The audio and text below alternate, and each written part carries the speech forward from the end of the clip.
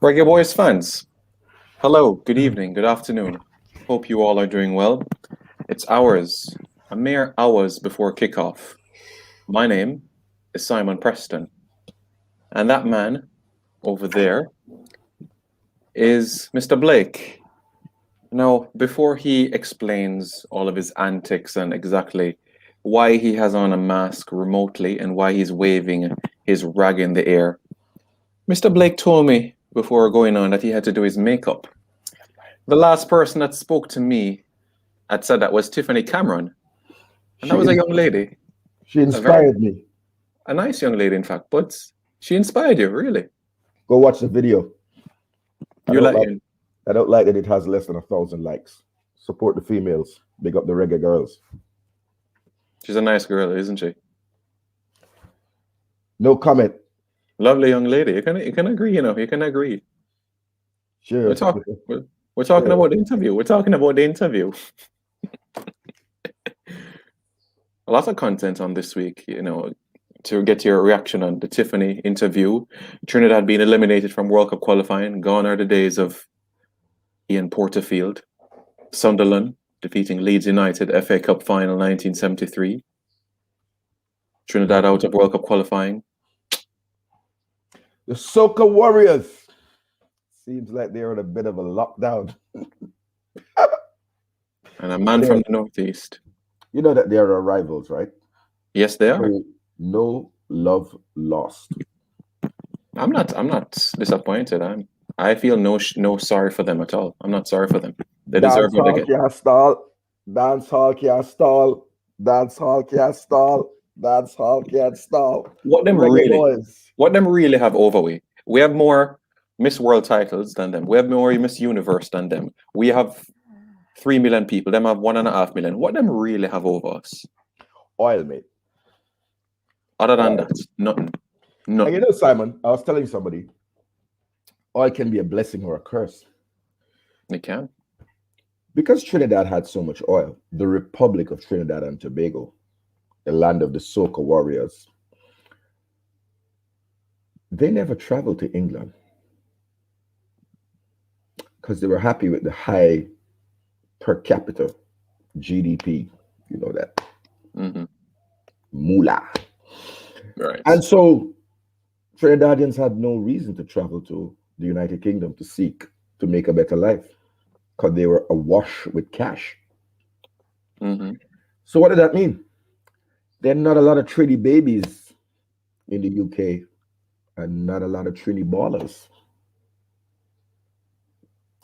Fun fact. Not a lot.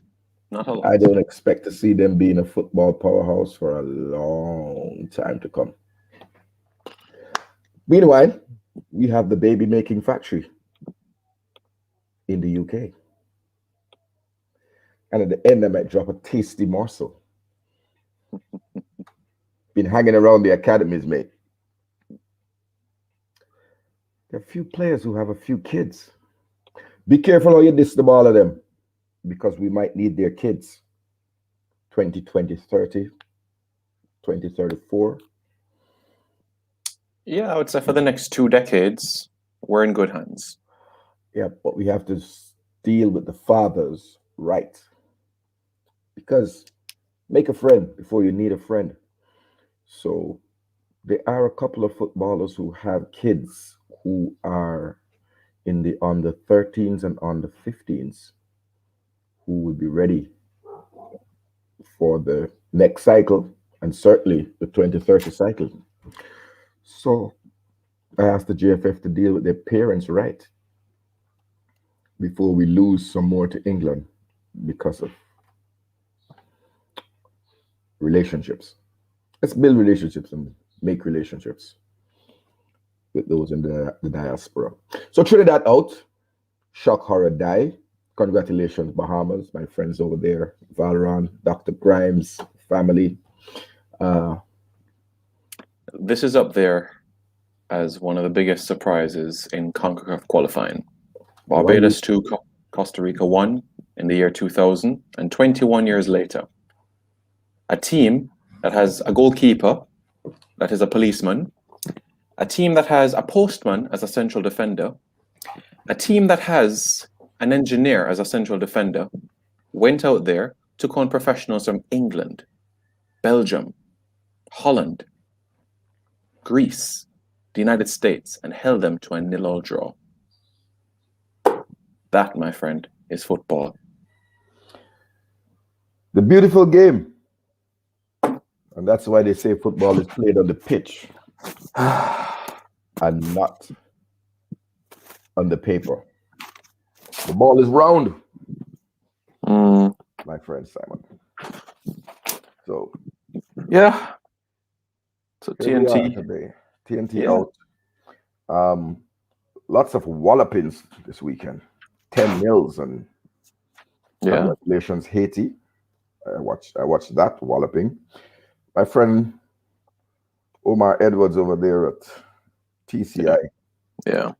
So a bit of a hiding, but he has a program. Mm-hmm. So a lot of those footballers were youngsters. Goalkeeper was 18. One of them, I think another one was 20 years old. Mm-hmm. Played one goalkeeper in one half, the other goalkeeper in the other half, trying to blood for another cycle. Very smart. Big up Coach Edwards, former head of the under-17s, doing his thing over there in the Turks and Caicos Islands. Get your team ready for the Caribbean Cup and keep doing the football development, the technical development. Seem to have a decent playing field there, and quite a few teenagers in his squad. So looks good for the future. I mean, we all have to. There's levels to this thing, so I think they'll be looking to make the knockout stages of the Caribbean Cup. That would be their first goal, and then maybe qualifying for the Gold Cup to reach heady heights. Who else did I see this weekend? Yeah, as we said, the quartet at TCI, Andrew Edwards, Amar Edwards, Shavar Thomas, Aaron Lawrence. Over at the US Virgin Islands, it's Vin Blaine, who is the technical director of the US Virgin Islands program. Yes, they're eliminated from World Cup qualifying, but again, the exposure of playing World Cup qualifying against teams is invaluable. And let's see, with the Nations League coming around, the project that will come together. But yes, intriguing times ahead for Concacaf. And as we focus our attention towards these friendlies, the Gold Cup, we'll also keep our eyes abreast of what is happening in the preliminaries. St. Kitts, Haiti, Panama, Curacao, El Salvador. But for me, the match of the round, Suriname versus Canada. The winner goes to the second round. Eredivisie versus diversity. The loser will cry, mate. Oh, yes. There'll be tears somewhere. Somebody mama got ball. Oh, yes. But it's what the game is. Win or go home. Yes. Go hard or stay home. No second chances. That's what we love, Simon. No second chances. Raw leather. I have no skin in the game. None. Well said. So interesting. That's a match I'll watch. Keep an eye out on future opponents.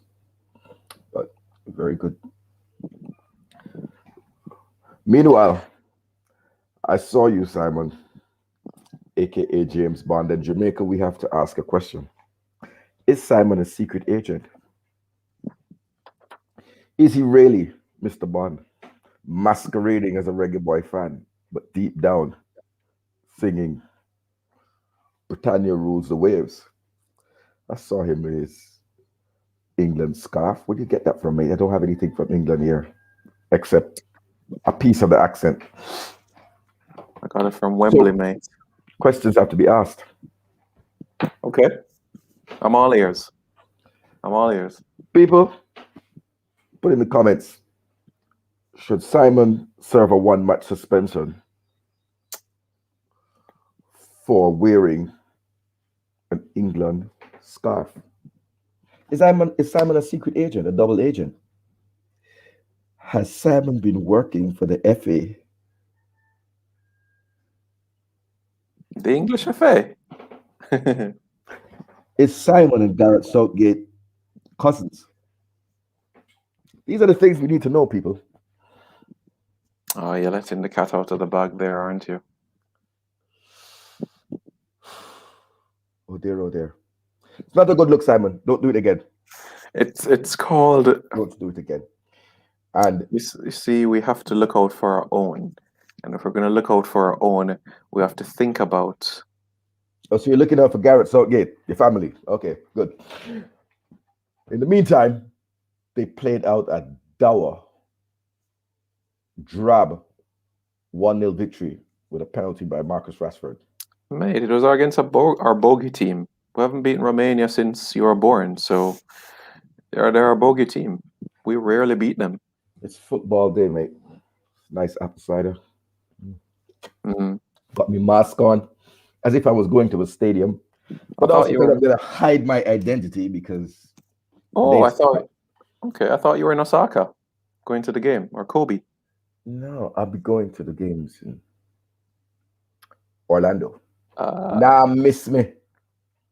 Already linking up the old crew. Big up Fire Links, the fireman. He's there in Fort Lauderdale. I remember you're going to link up with DJ Veneto to do a sound clash after we win the Gold Cup. Yeah, but I also have Fire Links, so he's better get his box heavy. Cataract Fire Links. We're going to be in Orlando, mate. Fun fact, I see him at all the away games. Big support of the Reggae Boyz. You know. But that brings us to today. I have my mask on because I think I have to hide my identity. Why is that? But you already put on makeup, so therefore you'll be fine. Because we're going to be unraveling Ravel. And I know that. All right, I'm never afraid. I'm not afraid. I'm going to save this for Orlando. Yes, do that. Getting my yellow kits there together. And yes. As you know, we're men from the north, so we are abreast of what is happening with his situation. So I give you the privilege and honor to unravel Ravel, and I'll guide you along with the process. As you know, we in the north are aware of the scenario for many, many years.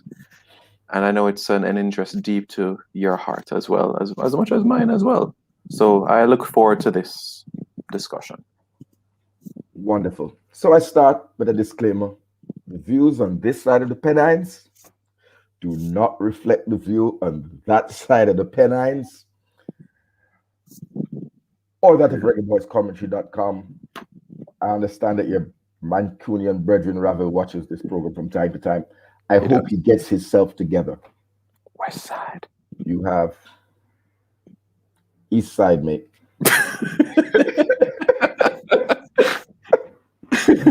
North side.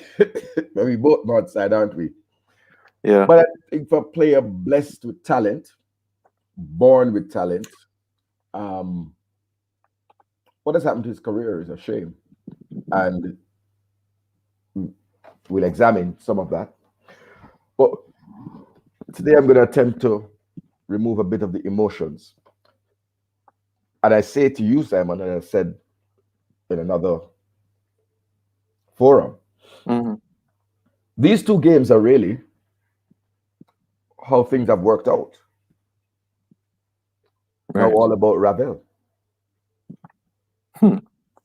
Is he the great brown hope or the great brown hype? Remember that show, The Great White Hope? Samuel L. Jackson. I'm a 90s kid, lad. It wasn't the 90s. I remember I'm a kid.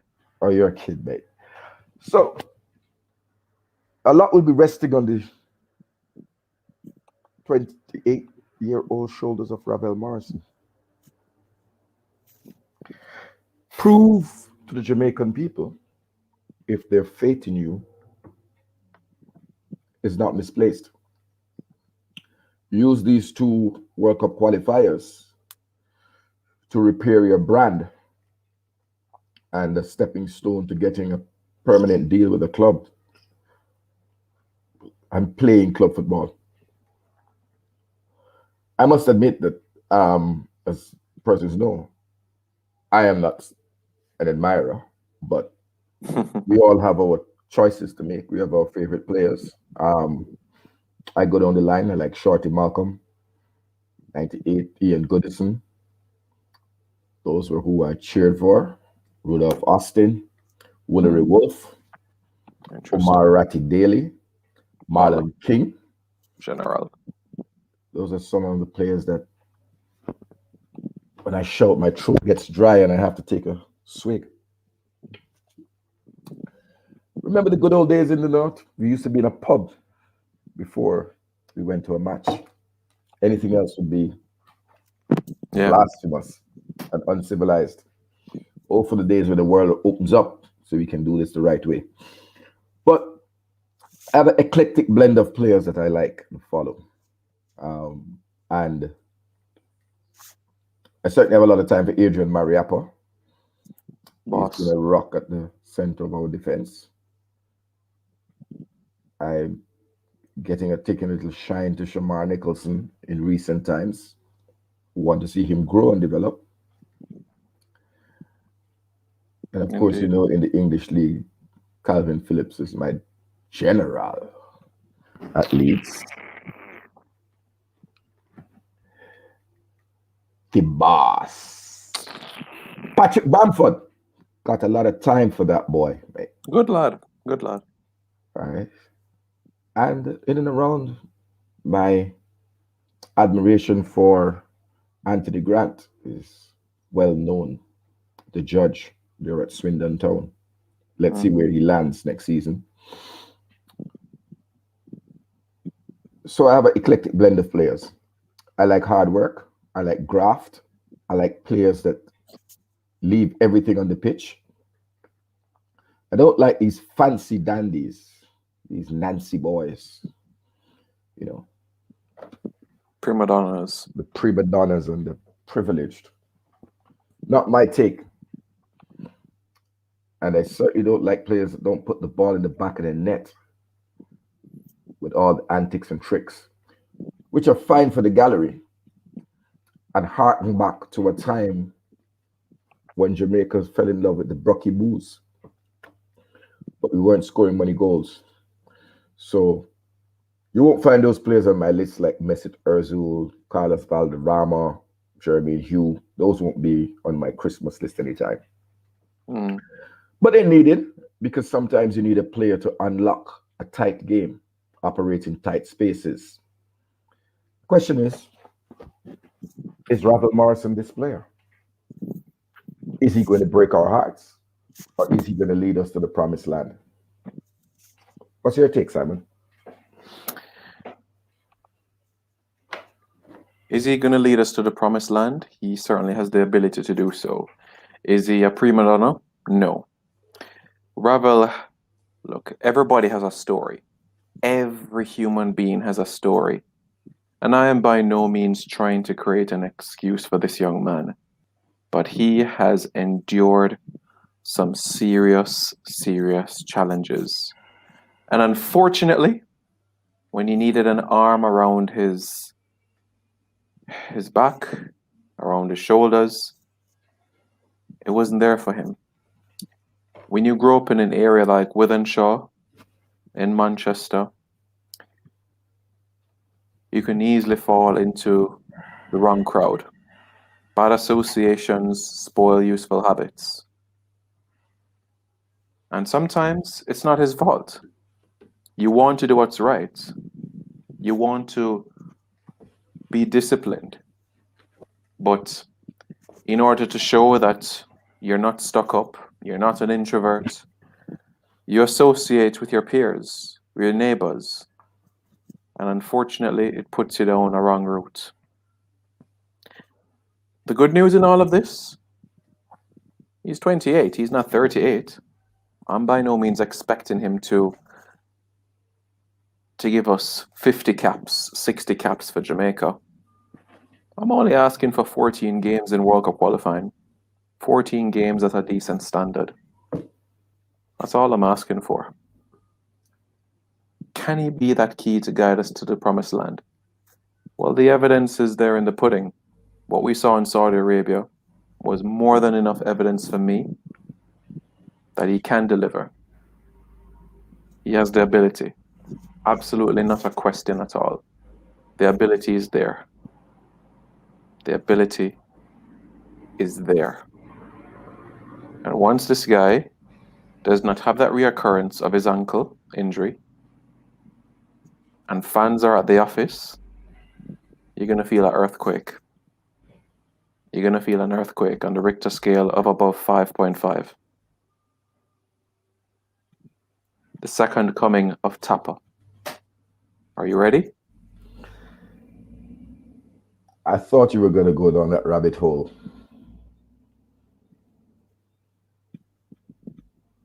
I thought you were. You know me well. 8 years, eh? See, that's why I'm a fan. That's why I'm such an advocate for Anthony Grant, because I think for Ravel to flourish, he needs a central defensive midfielder like Grant to do the dirty work. In the Saudi Arabia game, Daniel Johnson, DJ, Barnyard man, Preston, get well, brother. Get well. Get well soon. Recover from that injury and be back for the Gold Cups, I hope, and certainly for the World Cup qualifiers. Deserve your space. Somebody have to push you out of the chair. But Daniel Johnson was in the midfield doing a lot of the dirty work that allowed Ravel Morrison to shine. And I accept that he had a very good game. But I also put it into context that that was certainly not the first team of Saudi Arabia that we played in the first match, that they had made some changes, brought in some newer faces. So I don't know that that's the strongest side that they had to put on the field. But also I give Ravel his full due. You play who is put in front of you. You don't select the opposition. So I give Ravel that. And he certainly mastered the game. But he benefited from playing in a midfield that had Bobby Reid and Daniel Johnson. So one of the strongest midfields put together by Jamaica. Dexter Daps and I-Octane. So now he doesn't have the comfort of those sterling professionals who I look forward to their contribution. Whoever becomes available, I still look forward to the contribution of Daniel Johnson and Bobby Reid in any Jamaican 23-man squad. I think they have shown a commitment. They've come into the program early and they have made us proud in their performances. But now Ravel will have to lead younger players, be the senior man. They might be more experienced internationally. Certainly Kevin Lambert has a few caps under his belt. If Kevin Isaacs takes the field, he's had a couple of caps. There's no Tyreek McGee. Luca Levy has gotten his first cap. So the pretty young and inexperienced midfield that we're carrying with us. So he will have to be the general and prove to us whether it's all hype or we can place our hope and faith in him. Because I tell you what, the Jamaican public, the expectations are high, very high. So let us. How much so? Go ahead while I adjust my monitor. Yes, I understand exactly what you mean. And like I said, it's going to come down to Ravel. He is looking at this scenario as hitting the reset button on life. 12 clubs, 11 clubs in the space of 11 years, essentially. An international football for him, he's looking at it as my opportunity to announce Ravel to the world from a different perspective. The ability is there. Now is the time where you execute. And I'm looking forward to that. He is much more mellow than perhaps 5, 6 years ago. And you see, Ravel is trying to call you because I gave him your number quite recently. And you see what I'm saying? I would decline that call. Why would you decline a Mancunian? A Mancunian is the best. Why? A Mancunian. See? It's Hello. voicemail. It's Hello. gone to voicemail. Ravel is gone to voicemail. You Ravel is rejected a gone call from a to Mancunian. Oh, voicemail. Lord. You rejected a call from a Mancunian. Oh, my word. You know, if Andre Wisdom called me, I wouldn't reject the call. Come on, man. Come on. Andre Wisdom, that right Yes. back, that great right back. Yes, was at Leeds. Liverpool. Leeds born and bred. Leeds Yes. born and bred. Right back at Liverpool, now playing centre back for a whole season at Derby County. Yes, I wouldn't reject that Jamaican. call. I'd love to see Andre Wisdom in the team, actually. I'll work on it. He has a lot to offer. I'll work on a. What's the deal? What's the deal? A lot of right backs. And another time we can discuss, but I'm not going to delay the Ravel show. The unraveling of Ravel. Ravel is a special talent, no one can doubt. Endorsed by Sir Alex Ferguson and Simon Preston. I'm hearing a little echo, but does Ravel have a listening device on our conversation? Nah. Proclaimed to be the best he has ever seen since George Best. Yeah. And George Best was a special talent. The Irish. George Best is, for me, the best. You know, he's a legend. He's a legend. No one can doubt that. But I thought that those comparisons were a bit premature. I'm hearing an echo. Are you hearing that? I'm just hearing cars in your ear. It sounds like people are doing some race car driving. No, not at all. Police have stopped the traffic for this interview because we know that this is important. We can't have it messed up. We can't. So I have looked at Ravel and I've given a timeline of when I could find. 7 years going back to the 2014-2015 season. Mm-hmm. He was in the championship for Cardiff City. Indeed. And I'm going to share, because in football you have the objective, which are the numbers, and you have the subjective, which are the windows, which are the, let me get my Excel spreadsheet up.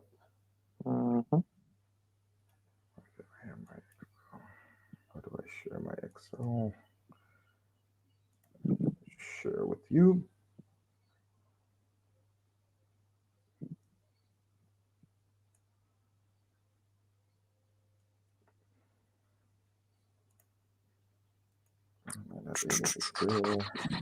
Share my screen. And indeed, you should be seeing an Excel spreadsheet. Yep. So Ravel has been at Queen's Park Rangers in 2014-2015, SS Lazio 2015-2016, Queen's Park Rangers 2016-2017 season. Then he journeyed across the pond to Atlas in Liga MX 2017-2018 season. And he spent the first half of the 2019-2020 season at Östensund in Sweden. That is the club of Blair Turgott, if I'm correct. Correct, yes. He spent half a season there before returning to England to the Premier League with Sheffield United for the 2019-2020 season. He then went out on loan to Middlesbrough in the 2019-2020 season again, and then ended up at the start of the 2020-2021 season in the Eredivisie in Holland at Den Haag. So he has played in 4 different countries, or 5 if you count Wales separately from England. Wales, England, Mexico, Sweden, Holland, and Italy. So 7 countries he has played in. And with what you may call a journeyman. What does his number tell us? Firstly, the Opta performance indexes, which are the objective measure of a player, statistical performance. And I know that those who are on the fanatics of Ravel try to discard the numbers. Oh, the numbers can't tell you everything. No, the numbers cannot tell you everything, but the numbers can tell you something. And as Popcard said, numbers don't lie. But they don't tell the whole story sometimes. But they do tell a story, which you cannot ignore. And Ravel's highest Opta index was when he was at Queen's Park Rangers for 5 games and 1 start.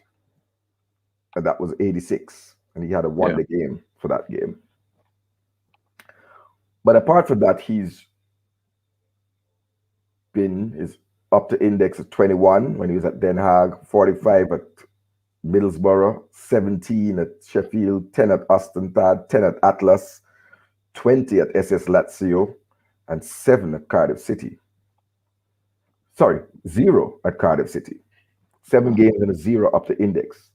But let me be fair there. I don't have all the statistics except the games. So don't pay no attention to that 0. Because I couldn't dig any further. So that 0 represents the fact that we don't have the information. So he's really hovered around the 20. He's only come out twice at Middlesbrough and at Queen's Park Rangers. My real trouble with Ravel is just his lack of ability to break into a first team. Apart from at Atlas, where he played, and these are for the league. These are league games only, right? Cup competitions are not used in statistical analysis and analytics because of the varied level of competition that you come up against. So you may come up against a pub team in the FA Cup 4th round. Another side might come up against a Premier League opposition. But what you want to do is measure fairly equal opposition that wouldn't give you a skew in any way, shape, or form. So he has never played double-digit games since 2014 for any one club. The highest being 12 games in the league when he was at a full season at Atlas. And even then, he has never been a starter. Apart from when he was at Middlesbrough, he played 3 games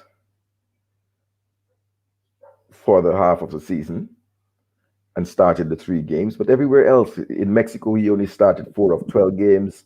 At Queen's Park Rangers, he started 1 of 5 games. At Lazio, he's never started a game. Made 4 appearances. For Cardiff City, he didn't start any game. He made 1 appearance, and he had the unfortunate situation of being brought on as a sub and then substituted. So in total, in the since 2014, which is 6 years now, or certainly 6 or 7 years. But let's take it at 2015.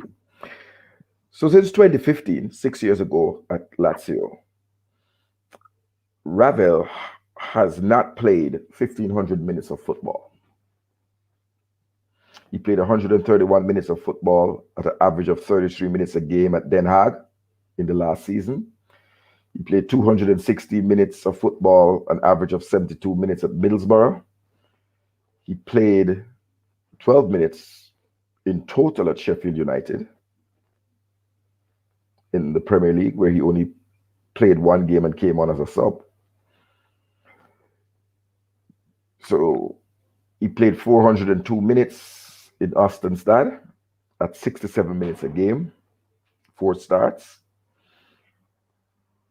He played 521 minutes at Atlas, 43 minutes a game, only 4 starts out of 12 games.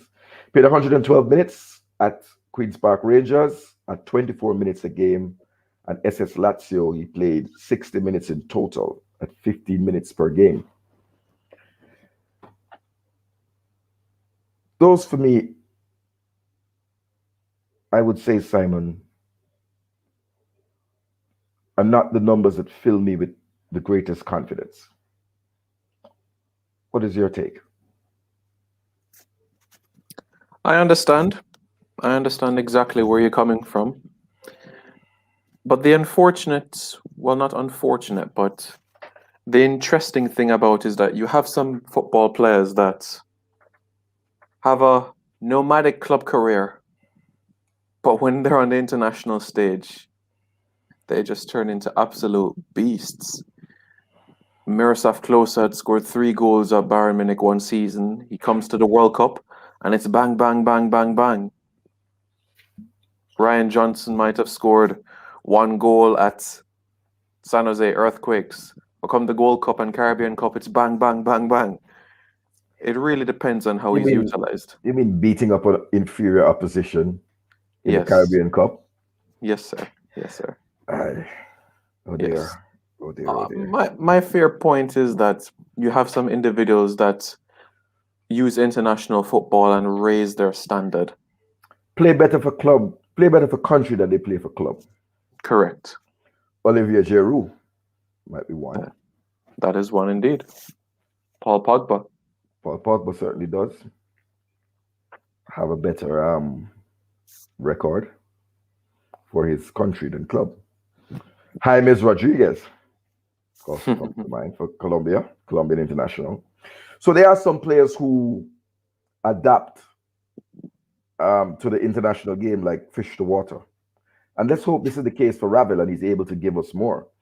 But I think in the first half of this conversation, what's disturbing is that Ravel has never finished 90 minutes of a game in the last 6 years. Or if not, it would be an apparition, maybe 90 minutes. Mm-hmm. Always subbed off, and in a lot of cases, not playing a lot of minutes in the game. Mm-hmm.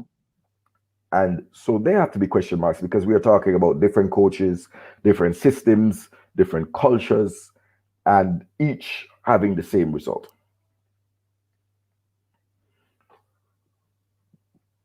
That is certainly cause for question. So what is it that we're going to get from Ravel Morrison, and what does his numbers tell us? And I'm going to try and do it this way. Let me see if I can. I know my spreadsheet sometimes gets in the way. So let me try and do it this way. I think, and I have to say off the bat, what Jamaica will get from Ravel Morrison is an elite passer of the football. Absolute elite passer of the football. His passing statistics hover in the 89 and at some points, really going over 90% accuracy, which is fantastic. And that would bring us to, or make him comparable to Lewis Baker. That's the player who last season was passing at an accuracy of 89% and would be in competition for the sort of box to box role.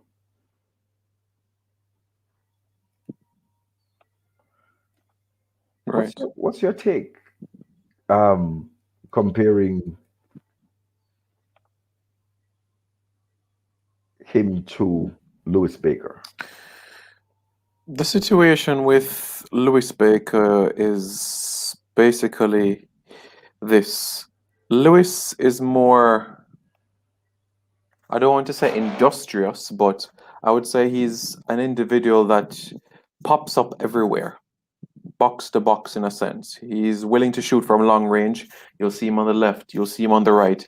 He's literally everywhere on the football field, the endurance. So that is the sort of aspect that I would embrace and we would thrive on because of those assets that he already has to his game. Can shoot from long range, can pick a pass if necessary. So from that perspective, the man can't tired. Him can't tired. 90, 120 minutes, 3 hours on a football field. That boy still run. Still running. Lewis Baker is a real deal. Absolutely the real deal, mate. And I agree with you here. So here we have some comparisons for Ravel, and that might be a bit easier on the eye with the games played. He's not a prolific goal scorer. And he's not a prolific, he doesn't take a lot of shots. And that has to be my criticism of him. That as a midfielder, you have to be a long shot threat, which will cause the defenders to want to mark you and leave space for other players. So at Den Haag, he had one shot all season, no goals. At loan at Middlesbrough, he had 2 shots all season, no goals. He had no goals at Sheffield United in the one game. Let me just make sure I'm getting that right. And he had no goals in his games at Austin Stade, only taking 3 shots. In Mexico, in the league, he scored 2 goals. That's the only league that he scored goals in. 2 goals in 12 games. And only 1 shot at Queen's Park when he was at Queen's Park Rangers. Yeah. In terms of chances created and assists, that's another poor area because his assists, he hadn't created any assist in any of the leagues, 0. And his chance creation, 1 at Den Haag, 2 at Middlesbrough, 0, 3, 6 in Mexico, and 3 at Queen's Park Rangers, and 1 when he was at Lazio. And he isn't a high person that touches the ball a high percentage of times. 29 touches per game at Den Haag, 54 touches per game at Middlesbrough, 8 touches per game for the 1 game that he played for Sheffield United in the Premiership, 62 touches per game at Austin Stade. He seemed to have become more involved in the games there. 30 touches per game when he was in the Liga MX, and 19 and 15 touches for Lazio and QPR, respectively. So for a box-to-box midfielder, I would be expecting a much greater and higher percentages of touches per game. So let's go to what is good in Ravel and the best aspect of his game, which is his passing. At each of the clubs,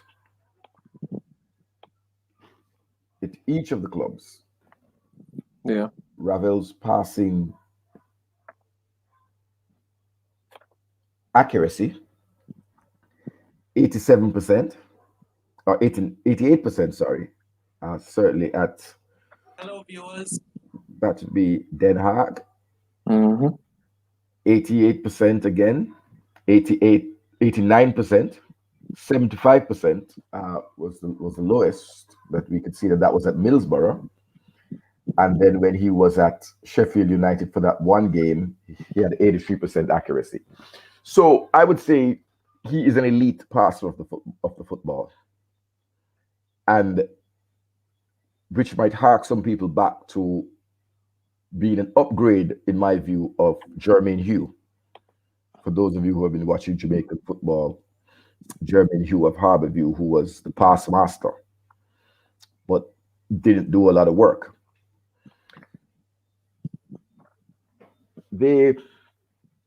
So we are getting an elite pass of the ball, and I think that our forwards, but a lot of that passing is in the midfield. They're not passes that create chances.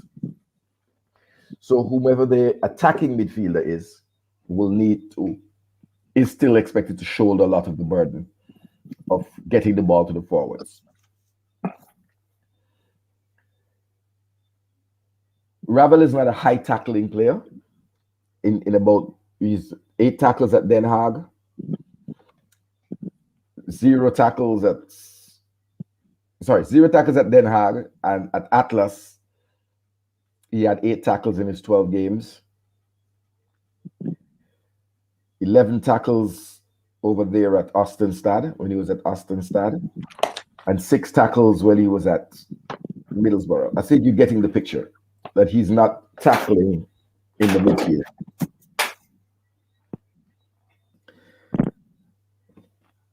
And so that brings into question, what role would he play in the team that may have a Tyreek McGee or a Peter Lee Vassell or even a Casey Palmer in the attacking midfield, who are all not very good tacklers. It, in my opinion, means that there'll be a lot of work for the central defensive midfielder in making tackles and cleaning up. What's your take, Simon? Yeah, it's no surprise to many that Ravel is not going to be that individual that does the dirty work. What I can commend him for is that, which is highly underrated, is his headers defensively from corner kicks and free kicks. That's highly underrated. He does head out some balls, but in terms of the actual nitty-gritty of tackling, don't have high expectations about that. So it's clear that you're going to need one, and in some situations, 2 men behind him to protect him, because you're going to need him to have that free range to express himself and to find the center forward or the front 3. So that is why I would say that Ravel is going to need that backup. So you're saying that we should play Ravel in the number 10 position? Absolutely. Not the number 6. Many argue it's number 6. Some argue number 8. Definitely not a 6. Definitely not a 6. Then I say trouble there. Definitely not a 6, my friend. A 8, perhaps, but not a 6. The role that we require is a box-to-box midfielder.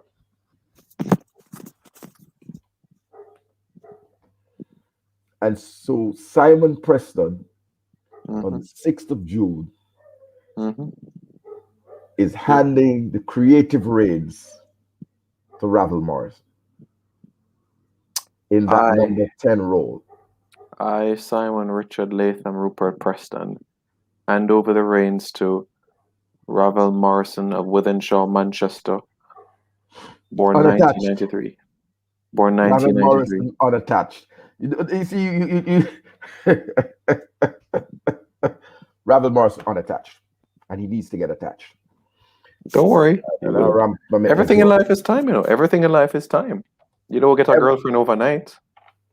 No, but no. If you keep getting rejected by the girls, it's not a good thing either. It's just not the right person. Okay, so let's hope that he finds a marriage. Let's hope that he finds a club that he's comfortable in, find a coach that he can work with, and knuckle down Even journeymen like Rohan Ricketts and company, even though they played for 30 clubs, they found their match. Lee Grant, they found their match in time.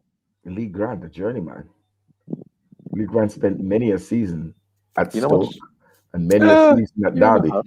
Uh, the Please amount of put some respect on him name. the amount of loan deals that brother had, but I get your drift. But the amount of loans he spelled, it was like And sending him off.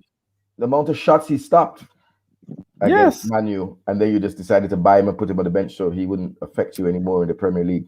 Listen, we're talking about Jamaica. We're talking about Jamaica, not Man United. Yeah, and I still think he will do a good job for Jamaica as a backup keeper. I have that view too.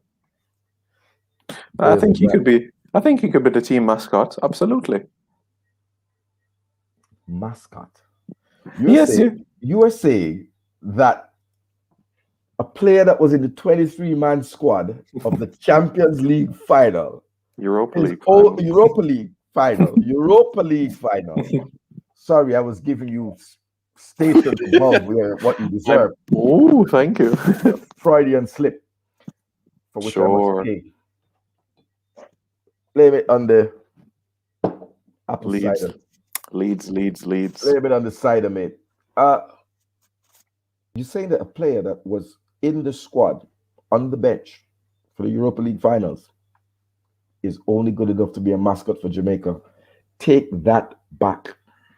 I was being facetious. I certainly think that he can play the music in the dressing room. He can challenge not Taxi, but Andre Blake. He can train on the field. He can offer encouragement. He can mentor young kids. But I'm not expecting him to play 10 caps for Jamaica. But yes, No, absolutely. He has a role to play. I think absolutely you're correct. Yeah. I think you are correct. Yeah. I think you are correct.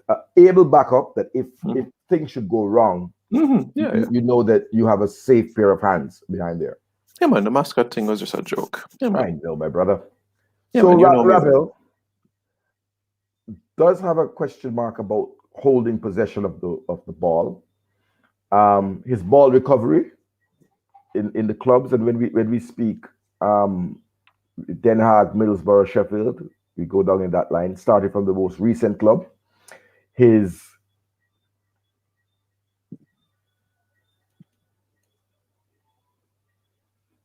ball recovery, 8 at Den Haag, lost possession of the ball 16 times, which is about 4 times per game. Mm-hmm. And when you look at this, your possession loss should not be less than your recovery.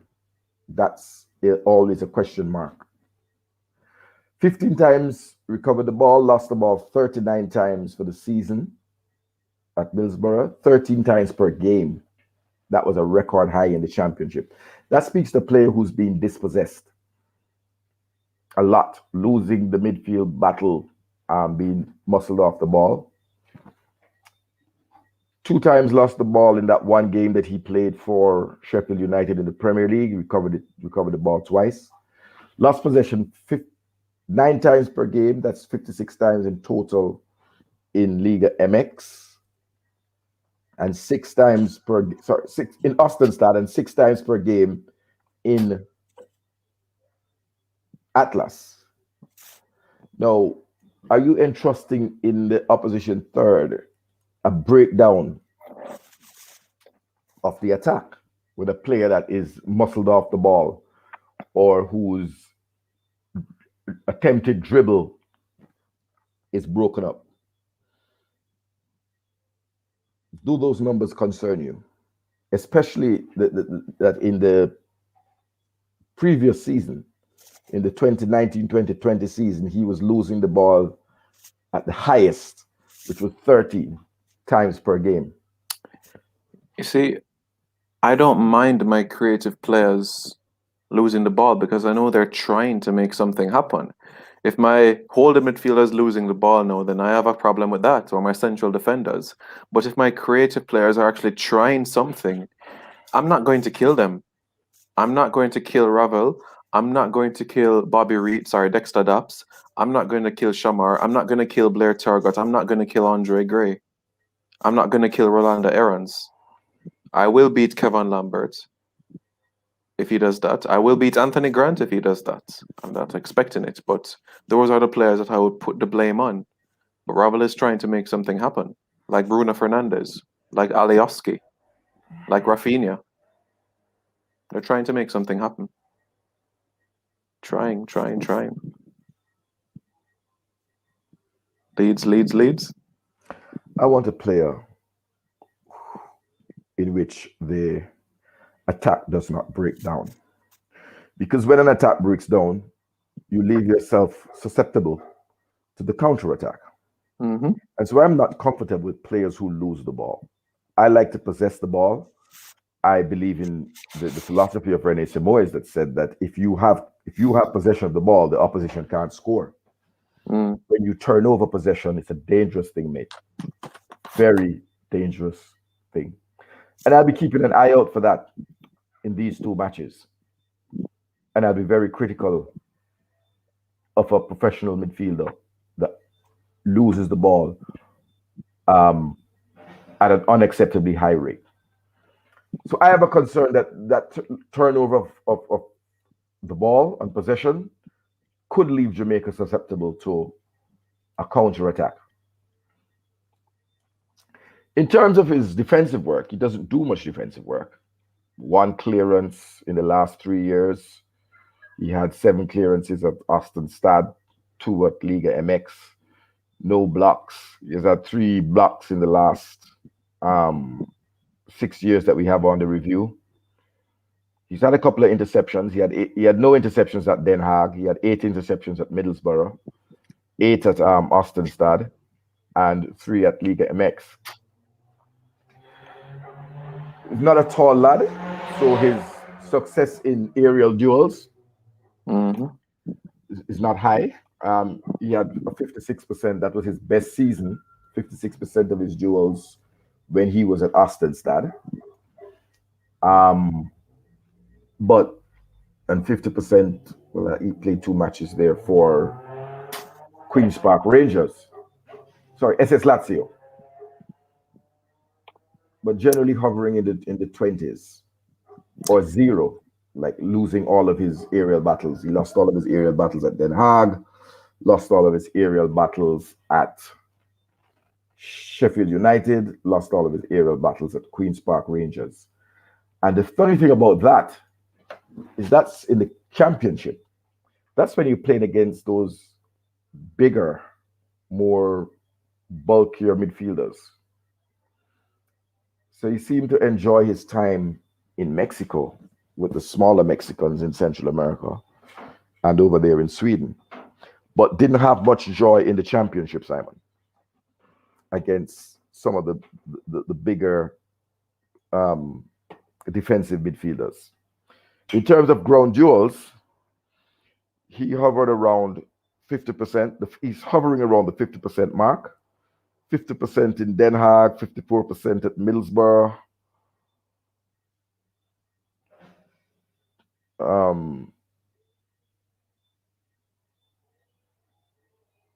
55% at Austin Stad. 53% there at Atlas and 56% at Queens Park Rangers. So in 60% at Queens Park Rangers and 50% at Lazio. So in winning about just above half of his ground duels at those various clubs.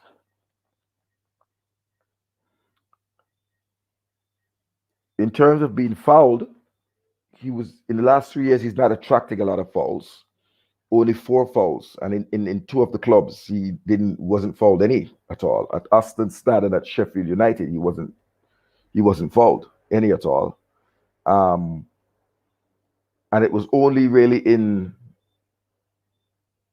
Austin Stad and Atlas that he was fouled 11 times in each of those seasons. So he doesn't.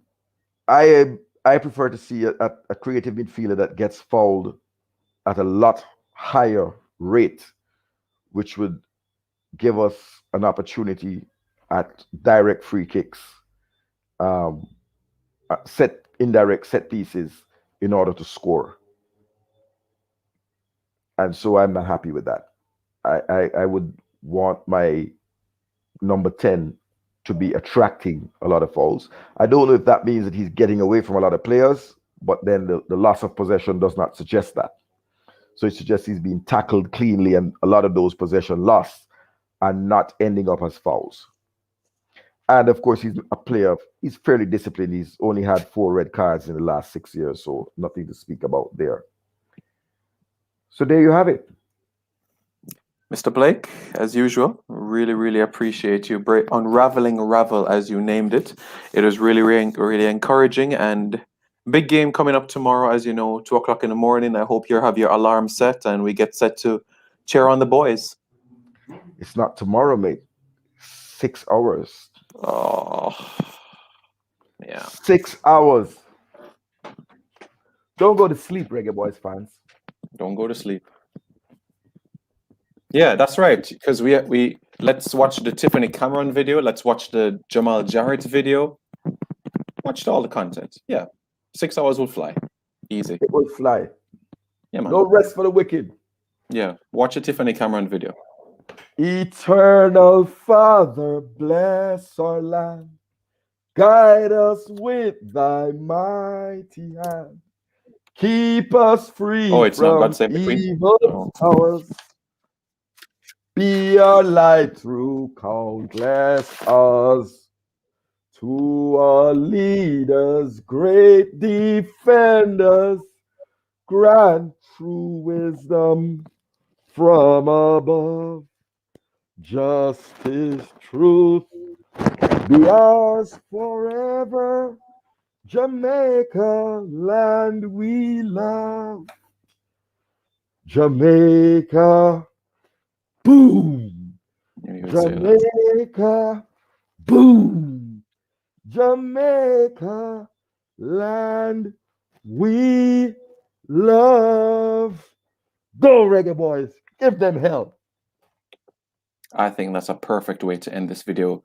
Come on, Yad. Let's create history and become the second Caribbean team to beat a UEFA nation. Let's go. Let's go. Ole, ole, ole. We've never beaten a UEFA team, but in 6 hours, you'll see. There's no Mitrovic, no color. Malcolm, Shorty, Malcolm, half-line crew. You know that's our general. Call up the dead man them. Big Sprinkle side. the rum. Big side. Run over Serbia. Big side. Fun and Big joke side. aside. Big side. Big side every time.